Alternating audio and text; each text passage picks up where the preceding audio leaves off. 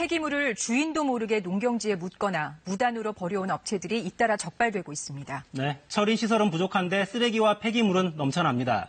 이런 상황은 언제 어디서든 재현될 수 있다는 얘기입니다. 김병용 기자입니다.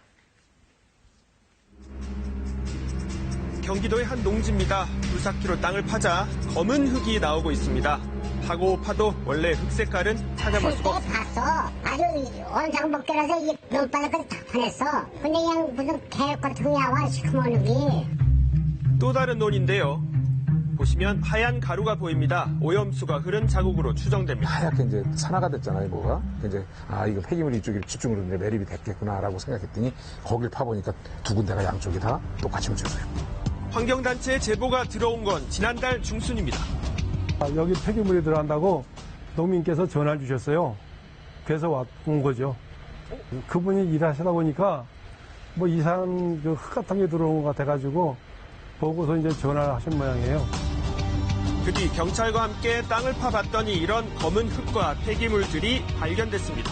경찰서 입사에 저랑 저희가 장비를 임대해서 같이 땅을 팠고요. 행위자한테 거의 원상복구하기급 조치를 내렸고 그 사람이 들어온 거에 한 2배 정도 분량을 다 퍼나간 상태예요.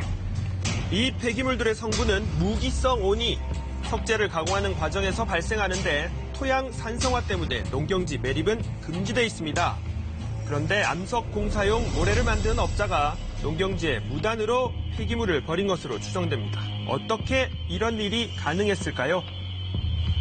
보통 농촌에서는 농지를 튼튼히 하거나 밭농사로 바꾸기 위해 매립을 하는 경우가 많은데요. 이 땅의 주인 역시 매립업자에게 좋은 흙으로 매립해달라고 부탁했다고 합니다.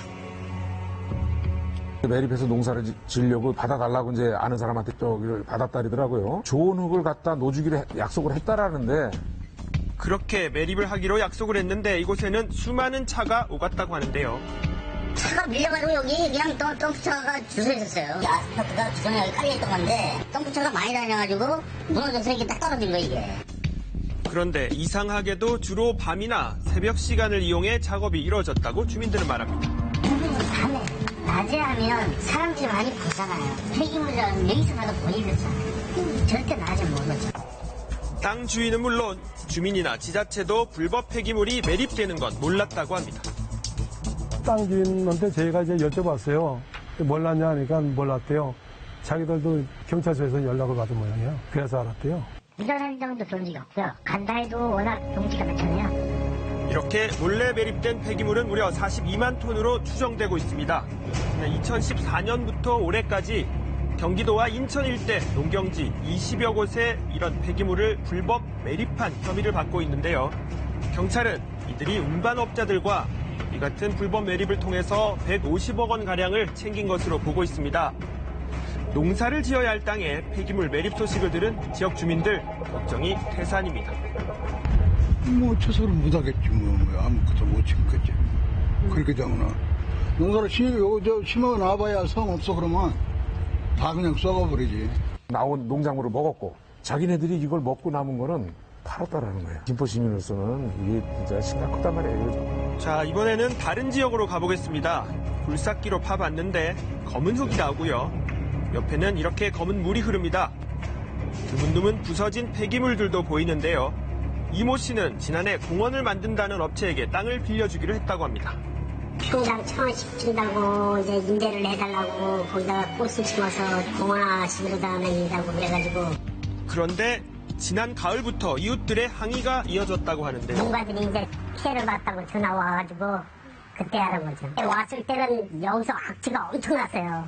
새카만 물도 나오고 정상적인 흙이 아니다 그런 거죠. 1년의 계약 기간이 끝난 뒤 해당 업체 측을 상대로 법적 조치를 취했지만 업체 측의 혐의는 없는 것으로 결론 났다고 하는데요. 현재 땅을 그냥 방치 중인 땅 주인 측은 재수사를 요구하고 있습니다. 이 상태로 못 주니까 그대로 놔둔 거죠. 여기 뭐 작물이 살질 못하니까. 저 이거 피해보고 우리가 다 무너지고서 돈 한 푼도 못 받았어요 지금. 그런가 하면 충북 충주에서는 전국 8개 업체로부터 폐기물 7,900여 톤을 받아 무단으로 버린 업체가 적발되기도 했습니다. 공장 짓는다고 이 땅 고르게 해놓은 데 있잖아요. 탑보부지 해서 이제 그런 게 특이한 건이거든요. 이들은 적법한 폐기물 처리 비용보다 20-30% 저렴한 비용으로 처리해준다며 폐기물을 모아서 정작 이렇게 버려왔습니다. 이제 행위자, 배출자들이 다 치울 수 있도록 그렇게 조치할 예정이라서요. 지난해 의성 쓰레기산 보도 기억하시죠? 잊을만 하면 잇따르는 쓰레기, 또 폐기물 불법 투기와 매립은 이미 예견된 것이라는 지적이 나오는데요. 그 의성 쓰레기산은 소각장 용량이 부족하기 때문에 탈 수 있는 쓰레기가 갈 곳이 없어서 그렇게 불법으로 쌓이는 거거든요. 그런데 소각장뿐만 아니라 매립장 부족 위기도 굉장히 심각해요. 쓰레기 처리의 대란이 두 가지 형태로 나타나는 거예요. 그래서 이런 불법 매립이 확산되는 경향에 대해서는 좀 더 심각하게 문제를 바라봐야 될 거라고 생각해요. 네, 처리 시설은 부족한데 쓰레기와 폐기물은 넘쳐나고 있습니다. 외국으로 수출했던 우리 쓰레기는 다시 되돌아오고 외신들마저 주목하고 있는데요.